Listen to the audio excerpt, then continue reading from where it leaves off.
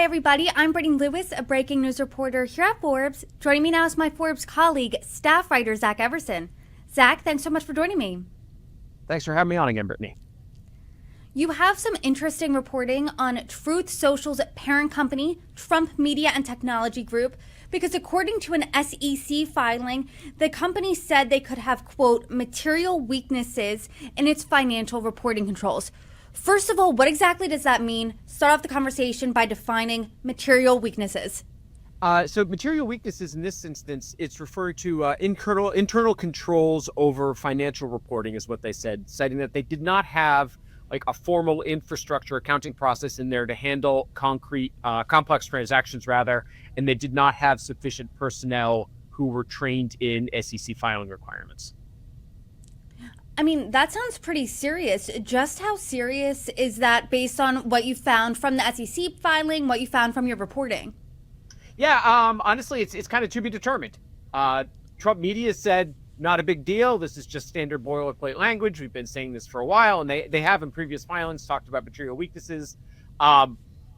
Standard stuff, not a big deal. Other people are saying, hey, this could be indicative of a major problem. Anytime you see a company say material weakness like this, it often ends to them having to restate earnings. So really, it's just kind of a red flag, is something to watch right now. I know you're watching this, as you always do. They're saying that this is just a boilerplate issue. Has the company tried to right this ship at all, financially speaking? Because if the infrastructure, something's wrong there, what are they trying to do to fix it? Yeah, so they laid out some concrete steps that they've taken in this filing where they said they've hired more accounting staff, they've brought in third-party consultants, and they began formalizing these processes. A spokesperson for Trump Media said that, this is common, what they're going through for companies that merged with the SPAC. If you remember, Trump Media went public by merging with a blank check company called Digital World, and they're saying this is pretty common. It's to be seen whether this leads to anything big or not, but you definitely, given the option of finding material weaknesses or not finding material weaknesses, probably best to not find material weaknesses in your company. I agree, but what are industry experts saying when they hear material weaknesses? I mean, does that raise alarms normally? What do they think?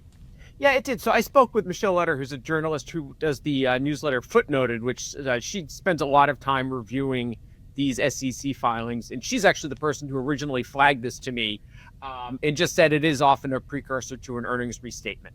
Anytime it's something that investors should absolutely pay attention to.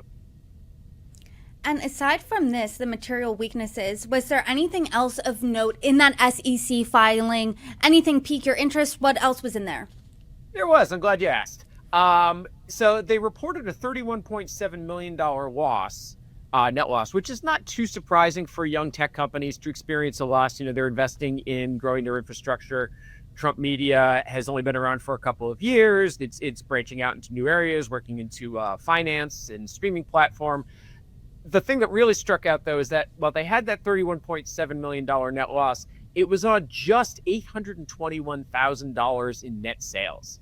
That is not a lot of money coming into the company. Now, they're sitting on a big cash pile. They have about $760 million in cash right there and just under $10 million in debt. But $821,000 in net sales is pretty weak. That does sound pretty weak. Something that sounds pretty strong, though, was how much the CEO, Devin Nunes, brought in last year. And you and I talked about this. He made $47 million last year, which included stock he can't even access until 2027.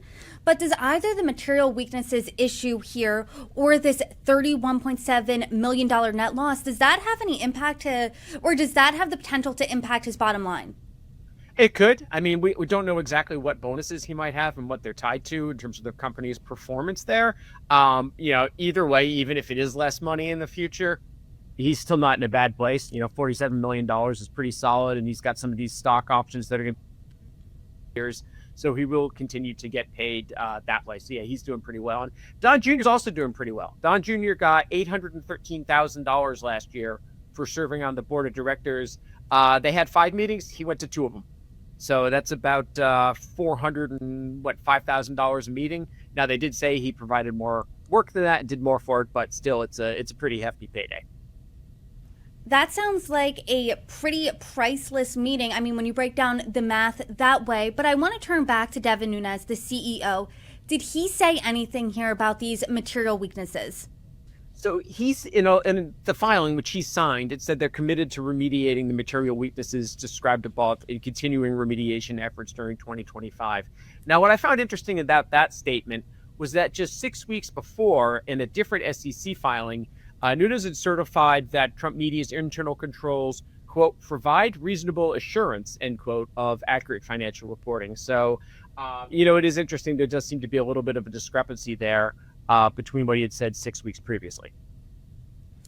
And is this the first time that Trump Media has had issues with financial records? Because you and I have been talking about this company really since that SPAC merger and onward. Yeah, they've had a whole host of problems that this company has experienced. Not all Trump Media's fault, some of which were involving Digital World, the SPAC that it merged with. You've also got their accountants, Borgers, was busted for not following SEC law, agreed to a lifetime ban and a multi-million-dollar fine. That affected many clients. I mean, many clients, not just Trump, and it's certainly not Trump's fault for that, but that was a problem. And then, of course, you've got Donald Trump's own noted record with bookkeeping issues, as evidenced by the cases against both him and the Trump Organization, where he was found guilty. And as we sit here right now, Trump Media's market cap is over $5.5 billion. Do these material weaknesses, does that have the potential to affect the market cap? It could, if they come out and restate earnings. I don't think the filing led to anything. I don't think coverage of this led to any changes in the stock. It's hard to say for sure, but we will certainly might see some issues there as filings may or may not get amended. The other thing is Trump Media has kind of defied investing logic all along. It has a much higher stock price than what you'd imagined it to have, what it should have based on its price to earnings ratio and traditional metrics there. So, it's really tough to say what, if anything, matters. And why do you think it has defied the odds, so to speak, all along? I mean, what is that? Is it because the name is Trump Media? The president's name is in the company? I mean, what is that? Yeah, absolutely. Absolutely. I mean, it's completely tied into Donald Trump right there. And that, owning the stock is a show of support for him. It is a way to help him increase his own net worth by, buying shares that can increase the value of what he owns. They don't share user data, last I checked. They don't talk about the number of monthly unique users and visitors they have, which is pretty common for other social media companies to share that information, which leads you to think it's not great. But the fact that it is doing so well as a stock compared to other companies, certainly seems to be that the differentiator there is Trump. And is the president still financially benefiting from Trump Media now that he is the president? I mean, what does that look like? And how much so does this impact his fortune? So he is connected. It's a bit of a web, intentionally so, where you've got all of his holdings are in a revocable trust, of which he is both the sole beneficiary and the sole donor, and Donald Trump Jr. is the trustee. So, this is money that he can access at any time. The White House has said, his money's in a trust. It's away, but it's not. It's a revocable trust. So he can certainly tap into that. He hasn't sold any stock that we've seen from filings. He would have to report if he did that, and we haven't seen that yet. So, it looks like right now it's largely, theoretical increases and decreases in wealth, but it has pretty much doubled his wealth since he became involved with this company. We had him worth about $2-3 billion, and now last I checked, he was worth about $5.4 billion, and it's largely the result of shares in this company. Well, Zach, per usual, I appreciate your reporting. Thanks for joining me. My pleasure. Thanks for having me.